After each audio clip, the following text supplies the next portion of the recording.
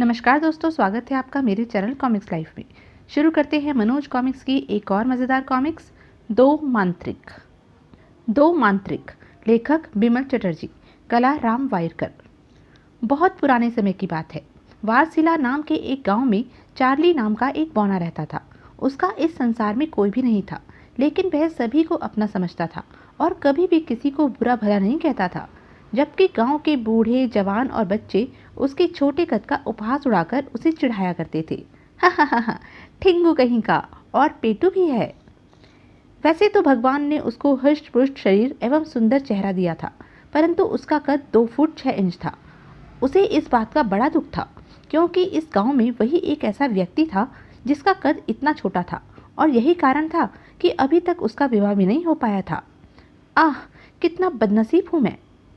वह रोज भगवान से प्रार्थना किया करता था, हे भगवान, मुझे भी लंबा कर दो ताकि सबकी तरह मेरा भी विवाह हो सके और मुझे किसी की दया पर जीवन निर्वाह न करना पड़े। परंतु भगवान ने अभी तक उसकी प्रार्थना नहीं सुनी थी। यह उसके छोटे कद का ही परिणाम था कि कोई भी उसे काम नहीं देता था, अतः उसे आर्थिक एवं सामाजिक कठिनाइयों का सामना करना पड़ रहा था। कई बार तो उसे एक समय का भी भोजन मिलना मुश्किल हो जाता, जबकि अपने पेटूपन के कारण पूरे गांव में वह प्रसिद्ध था। आह, 2 दिन हो गए फाका करते, अब तो कोई भी रोटी नहीं देता। एक दिन जब वह रोज रोज के उपहास और भूख से तंग आ गया, उफ, अब सहा नहीं जाता। अच्छा यही होगा कि मैं यह गांव छोड़कर कहीं और चला जाऊं। और गांव छोड़ने का विचार कर एक रात उसने अपनी पोटली बांधी और भूखा प्यासा घर से निकल पड़ा। जब वह गांव से काफी दूर निकल आया तो उसे एक होटल दिखाई दिया, जिसमें गरम गरम रोटियां बन रही थी और लोग बैठे मजे से खा रहे थे। आहा, गरम गरम रोटियां, चलकर पहले भोजन करूं, फिर आगे बढ़ूंगा। क्यों भाई, भोजन का कितना पैसा लेते हो? होटल वाले ने चौंक कर इधर उधर देखा। अरे, यह आवाज अभी अभी किसने लगाई थी? परंतु जब उसे अपने आसपास कोई नहीं दिखाई दिया तो वह पुनः अपने काम में जुट गया। चार्ली ने सोचा कि शायद उसने उसकी बात सुनी ही ना हो, अतः वह फिर जोर से बोला, भाई साहब, मैं यहाँ हूँ, आपके पैरों के पास। क्या आप बताने का कष्ट करेंगे कि भोजन करने का कितना पैसा लगेगा? आए, तुम यहाँ हो? फिर होटल के मालिक ने उसे आश्चर्यचकित नेत्रों से देखते हुए कहा, भाई, 4 आने में हमारे यहाँ पेट भर भोजन मिलता है। वाह, बन गया काम, 4 आने तो है मेरी जेब में। पेट भर भोजन सुन चार्ली के मुंह में पानी आ गया और वह झट होटल के भीतर घुस गया। होटल वाला भी अपने इस छोटे से ग्राहक को देखकर खुश था। वाह, ऐसे ही ग्राहक रोज आए तो वारे न्यारे हो जाएं। पेट तो इसका एक रोटी में ही भर जाएगा, लेकिन मिलेंगे 4 आने। लेकिन वह उसके पेटूपन के बारे में नहीं जानता था। जानता होता तो हरगिज भीतर घुसने नहीं देता। चार्ली एक अच्छी सी जगह देख बैठ गया। नौकर ने उसके सामने 2 रोटी और दाल सब्जी परोस दी और वह भोजन करने में व्यस्त हो गया। लेकिन कुछ ही देर बाद नौकर उसे रोटी और सब्जी देता देता थक गया। और लाओ, हे भगवान, यह 2.5 फुटा आदमी है या राक्षस? वहां बैठे अन्य व्यक्ति भी चार्ली के इतना अधिक भोजन करने पर आश्चर्यचकित थे। बाप रे, कितना भोजन करेगा यह? फिर शीघ्र ही सारी सब्जी और आटा खत्म हो गया। मालिक, सारा आटा और सब्जी खत्म हो गई है, लेकिन उस 2.5 फुटे दानव का पेट अभी नहीं भरा और रोटी देने के लिए कह रहा है। सुनकर होटल का मालिक जैसे आसमान से गिरा। अबे, क्या बक रहा है? हमारे पास तो इतना आटा और सब्जी थी कि अगर 15-20 ग्राहक और भी आ जाते तो उन्हें भी भर पेट भोजन कराया जा सकता था। कहीं तेरा दिमाग तो खराब नहीं हो गया? चल जा, अपना काम कर। मैं ठीक कह रहा हूँ मालिक, वह बौना 20-25 व्यक्तियों का भोजन कर चुका है, लेकिन अभी भी उसका पेट नहीं भरा। मालिक क्रोध में आकर उसे अभी कुछ कह नहीं जा रहा था कि तभी चार्ली की आवाज़ उसके कानों में पड़ी। अबे, कहाँ मर गया? रोटी क्यों नहीं लाता? आए? अब तो मालिक को नौकर की बात पर विश्वास करना ही पड़ा, क्योंकि बौने चार्ली को होटल के अंदर बैठे 1 घंटा हो चुका था और उसके अलावा केवल 3-4 व्यक्ति और बैठे थे। हे ईश्वर, कहीं ग्राहक के रूप में यह सचमुच ही कोई राक्षस अथवा भूत प्रेत तो नहीं? इतना छोटा कद और इतना भोजन, आश्चर्य है। फिर घबराकर वह झटपट चार्ली के पास पहुंचा। हुजूर, हमारा सारा राशन समाप्त हो गया है, इसलिए और रोटी नहीं मिल सकती। लेकिन अभी तो मेरा पेट नहीं भरा।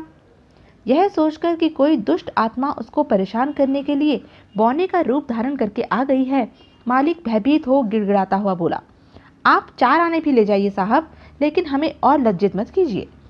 ठीक है, मैं जाता हूँ, लेकिन आइंदा से फिर किसी से 4 आने में भरपेट भोजन करने की बात मत कहना। बिल्कुल नहीं कहूँगा हुजूर, मेरे बाप की तौबा। चार्ली चुपचाप उठकर होटल से बाहर आ गया और अपनी राह पर आगे बढ़ने लगा। मालिक उसको ऐसे घूरता रहा जैसे उसे डर हो कि वह फिर पलटकर उसके होटल में ना आ जाए। कमाई गई भाड़ में, आसानी से टल गया, इतना ही बहुत है। हे ईश्वर, तेरा लाख लाख शुक्र है।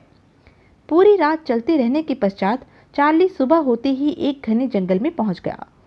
उफ, बहुत भयानक एवं घना जंगल मालूम पड़ता है। तेज चलूं, जितनी जल्दी इसे पार कर लूंगा उतना ही मेरे हक में अच्छा होगा। तभी उसे एक वृक्ष तले बंदरनुमा एक भयानक जानवर बैठा नजर आया। डर के मारे उसकी जान निकलने लगी। अरे बाप रे, कैसा भयानक जानवर है! इससे पहले कि उसकी दृष्टि मुझ पर पड़े, भाग निकलूं। फिर वह वहां से भागने ही वाला था कि वह बंदरनुमा किंतु भयानक जानवर बोल उठा, ठहरो भाई, मुझसे डरो नहीं, मैं तुम्हें कोई क्षति नहीं पहुंचाऊंगा। अरे, यह भयानक जानवर तो इंसानी भाषा भी बोलता है। और चार्ली पलटकर आश्चर्य से जानवर को देखने लगा। डरो नहीं भाई, आओ, मेरे करीब आओ, मैं घायल हूँ, क्या तुम मेरी थोड़ी सी मदद कर सकते हो? ओह, तो यह बेचारा घायल है। चार्ली को उस पर दया आ गई और वह डरता डरता उसके निकट पहुंच गया। कहिए महाशय, मैं आपकी क्या सहायता कर सकता हूँ? यहाँ से 2 मील दूर एक मैदान है। उस मैदान की घास लाकर और उसे पीसकर उसके घोल का यदि मेरे जख्मों पर लेप कर दिया जाए तो मैं तुरंत अच्छा हो जाऊंगा। क्या तुम मेरे लिए इतना कष्ट उठा सकोगे? बंदरनुमा उस जानवर का विनयपूर्ण स्वर सुनकर चार्ली का दिल पिघल गया, साथ ही साथ उसका सारा भय भी जाता रहा। हाँ हाँ, क्यों नहीं, तुम्हारी मदद करके मुझे प्रसन्नता होगी। तुम मेरी इस पोटली का ध्यान रखना, मैं अभी वह घास लेकर आता हूँ। ठीक है, मैं तुम्हारा यह एहसान जीवन पर्यंत नहीं भूलूंगा। शीघ्र ही चार्ली दौड़ता हुआ उस मैदान में पहुंच गया और फटाफट घास उखाड़ने लगा। तभी, अरे, यह धुआं कैसा उठ रहा है? जहां से उसने घास उखाड़ी थी वहां तेजी से गाढ़ा गाढ़ा धुआं निकलकर आकाश को छूने लगा। फिर देखते ही देखते वह धुआं एक विशालकाय दड़ियल व्यक्ति के रूप में परिवर्तित हो गया। इस विशालकाय राक्षसनुमा व्यक्ति को देख चार्ली की आंखें आश्चर्य एवं भय से फट सी पड़ी। उफ, आखिर यह सब क्या माजरा है? तुम कौन हो भाई? हा हा हा, सुनो, जिस बंदर के लिए तुम यह घास ले जा रहे हो वह मेरा शत्रु कीर्ति स्वामी है। उसे मैंने ही घायल किया है। उसने ही मुझे घास में परिवर्तित किया हुआ था, परंतु तुमने मुझे मुक्ति दिलाई, इसलिए मैं तुम्हें घास ले जाने की आज्ञा दे रहा हूँ। परंतु कीर्ति स्वामी तक तुम मेरा यह संदेश अवश्य पहुँचा देना कि वह एक बार फिर शत्रु काल से मुकाबला करने के लिए तैयार हो जाए। जाओ, चले जाओ, हा हा हा हा। और वह विशालकाय इंसान अट्ठास लगाता लगाता ही चार्ली की नज़रों से धुआं बनकर ओझल हो गया।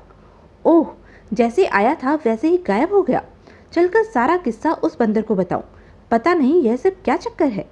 सिर पर घास रखकर चार्ली दौड़ा और बंदरनुमा उस विचित्र जानवर के पास पहुंचकर उसने उसे सारी बात कह सुनाई। ओह, उसे मेरी जरा सी भूल के कारण मुक्ति मिल गई। खैर, कोई बात नहीं, तुम जरा जल्दी से इस घास को पीसकर इसका लेप मेरे जख्मों पर कर दो, अभी लो। फिर शीघ्र ही चार्ली ने घास पीस उसके घोल का लेप बंदर के जख्मों पर कर दिया। लेप के करते ही बंदर तुरंत स्वस्थ हो गया। तब उसने अपने गले में पड़ा ताबीज उतारकर चार्ली को देते हुए कहा, तुमने मेरी सहायता की है, इसलिए यह ताबीज लो और अपने गले में पहन लो। यह तुम्हारी हर संकट पर सहायता करेगा। उस ताबीज को ले चार्ली आश्चर्य से उसे उलट पलट कर देखने लगा, क्योंकि वह उसे साधारण ताबीजों जैसा ही लग रहा था। लेकिन फिर जैसे ही उसने उस स्थान की ओर देखा जहां बंदरनुमा वह भयानक जानवर बैठा था, तो आश्चर्य से उछल पड़ा, क्योंकि अब वह वहां नहीं था। अरे, वह कहाँ चला गया? कहीं वह भी विचित्र बंदर के रूप में कोई मायावी ही तो नहीं था? जरूर ऐसा ही होगा। परंतु न जाने क्यों ताबीज के हाथ में आने के पश्चात उसे बिल्कुल भी डर नहीं लग रहा था। उसे ऐसा लग रहा था जैसे उसके अंदर असीम शक्ति एवं बुद्धि का संचार हो रहा है। कुछ सोचकर उसने ताबीज को अपने गले में डाला और आगे बढ़ चला। लगातार चलते रहने के पश्चात दूसरे दिन वह एक दूसरे देश में पहुंच गया। दूसरे देश में तो पहुंच गया, लेकिन यहाँ गुजर बसर कैसे करूंगा? खाने पीने के लिए कुछ काम तो करना ही पड़ेगा, लेकिन मुझ बौने को काम देगा कौन? चिंतित और परेशान सा चार्ली जब आगे बढ़ा जा रहा था तो एक मार्ग पर उसे कई ज्योतिषी बैठे दिखाई दिए। वे लोगों को उनके भूत, भविष्य और वर्तमान के बारे में बता रहे थे और लोग प्रसन्न हो मुंह मांगी रकम दे रहे थे। चार्ली को यह धंधा बहुत पसंद आया। वाह, क्या बात है! ना तो इस धंधे में मेहनत ही करनी पड़ती है और ना ही इसमें कोई पूंजी लगानी पड़ती है। कद और उम्र का भी कोई झंझट नहीं, यानी हल्दी लगे ना फिटकरी, रंग चोखा चोखा। क्यों ना मैं भी यह धंधा कर लूं? तो यह थी अब तक की कहानी। आगे की कहानी जानने के लिए बने रहें मेरे साथ। और हाँ, मेरे चैनल को लाइक, शेयर और सब्सक्राइब करना ना भूलें। धन्यवाद।